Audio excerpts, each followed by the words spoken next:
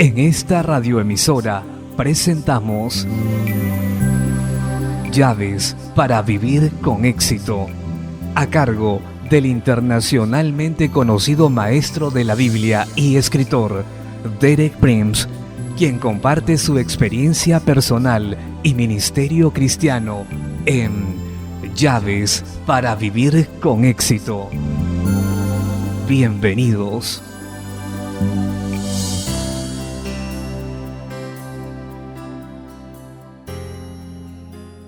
Llaves para vivir con éxito presentan Cómo ponerse de acuerdo con Dios 2, parte 4.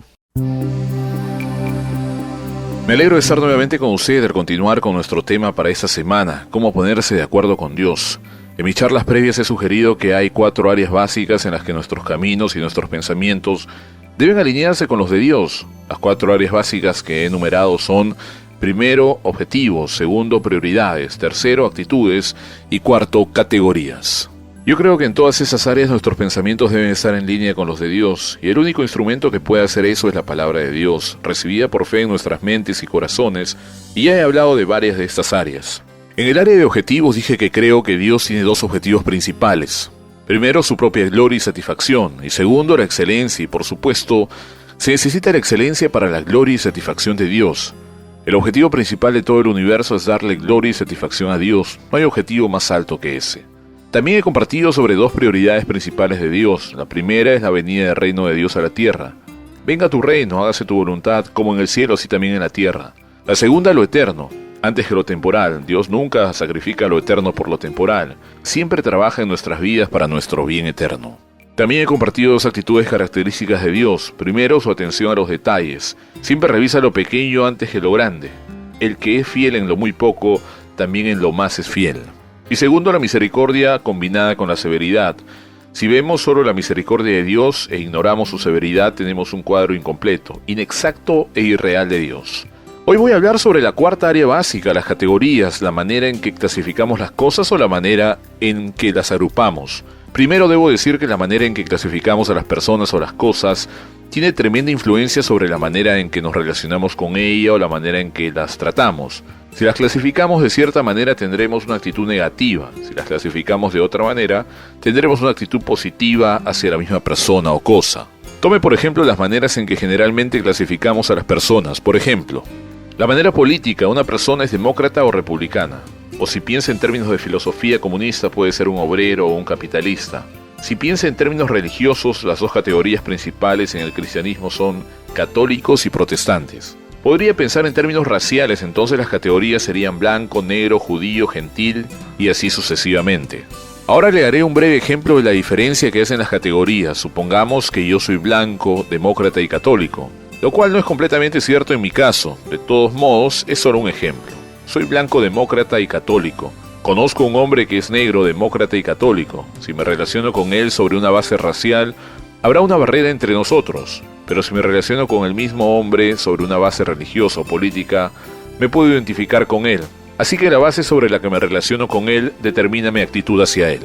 Y hay un sinfín de maneras que podríamos ilustrar eso. La conclusión es que la manera de clasificar a las personas o a las cosas determina nuestra actitud hacia ellas y la manera en que nos relacionamos con ellas. Así es con Dios también.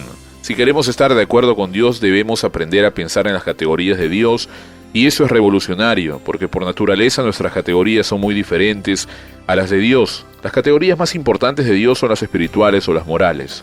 En mi charla de hoy le daré un ejemplo de una categoría espiritual que es decisiva con Dios. Mañana le daré un ejemplo de algunas categorías morales.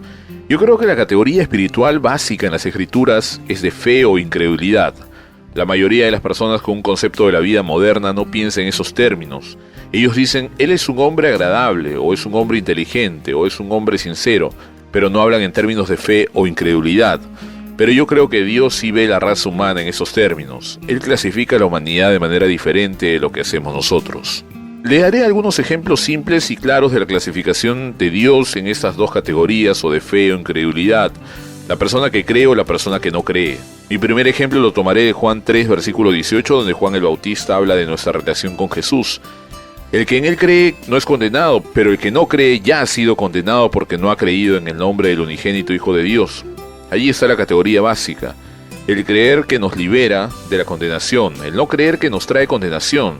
Dios no clasifica a las personas por raza o color ni por denominación religiosa. Su categoría básica es mucho más simple: el que cree o el que no cree. Nuevamente en Juan 3, versículo 33, el que cree en el Hijo tiene vida eterna, pero el que rehúsa creer en el Hijo no verá la vida, sino que la ira de Dios está sobre él.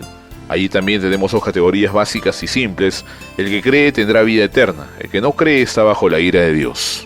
Eso se aplica no solo a creer en la persona de Jesús, sino también en el mensaje del Evangelio. Cuando Jesús mandó a los apóstoles a predicar el Evangelio, al final del Evangelio según San Marcos, eso fue lo que les dijo, Marcos 16, versículos 15 y 16, y les dijo: id por todo el mundo y predicad el Evangelio a toda criatura. El que creyere y fuere bautizado será salvo, mas el que no creyere será condenado.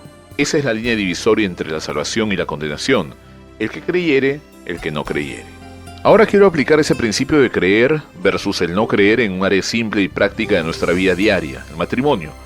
Pablo dice a los cristianos en 2 Corintios capítulo 6, versículos del 14 al 15: no os unáis en yugo desigual con los incrédulos, porque ¿qué compañerismo tiene la justicia con la injusticia? ¿Y qué comunión la luz con las tinieblas? ¿Y qué concordia Cristo con Belial? Ese es un nombre para Satanás. ¿O qué parte el creyente con el incrédulo? Pablo sigue con esa clasificación básica: un creyente o un incrédulo. Él dice que para escoger su pareja este es un asunto básico. No es principalmente su raza o su posición económica, sino ¿es creyente o no? Supongamos que una señorita está siendo cortejada por un joven y ella quiere saber si le conviene como esposo. Así que ella dice: es apuesto, tiene un buen trabajo, tiene un buen salario, tiene un bonito auto, sabe cómo entretenerme, pero yo soy cristiana. ¿Eso es suficiente? La Biblia dice que no. El asunto básico ¿es el creyente o no? Todo lo demás es secundario, y si esa señorita se guía por las categorías naturales, podría casarse con ese joven y probablemente sería un desastre.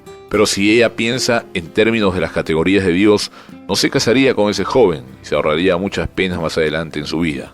Tenemos que entender que la fe se centra primordialmente en la voluntad, no en el intelecto o en las emociones. Es una decisión que hacemos de pensar en términos según las categorías de Dios, fe o incredulidad. En Hebreos 10, versículos del 35 al 39, el escritor nos hace una advertencia muy solemne: no perdáis pues vuestra confianza, que tiene grande galardón, porque os es necesaria la paciencia para que, habiendo hecho la voluntad de Dios, obtengáis la promesa, porque aún un poquito, y el que ha de venir vendrá y no tardará. Se refiere al regreso del Señor. Mas el justo vivirá por la fe, y si retrocediere, no agradará a mi alma. Pero nosotros no somos de los que retroceden para perdición, sino de los que tienen fe para preservación del alma. Note que en esta advertencia solo hay dos posibilidades, solamente dos: si seguimos creyendo para nuestra salvación o preservación de nuestra alma, o retrocedemos a la perdición, y todo el que es creyente está en esa categoría: seguir creyendo para la completa salvación o retroceder a la perdición. Si usted afronta los asuntos de su vida sobre esa base, usted tomará las decisiones correctas, pero si usted piensa en términos económicos o de su propio placer o bienestar, o de las opiniones del mundo, usted podría tomar una decisión muy equivocada y fatal. Así que debe aprender a pensar según las categorías básicas de Dios, de creer o no creer. Nuestro tiempo por hoy ha terminado. Regresaré mañana a la misma hora para continuar con ese tema y darle ejemplos de las categorías morales de Dios.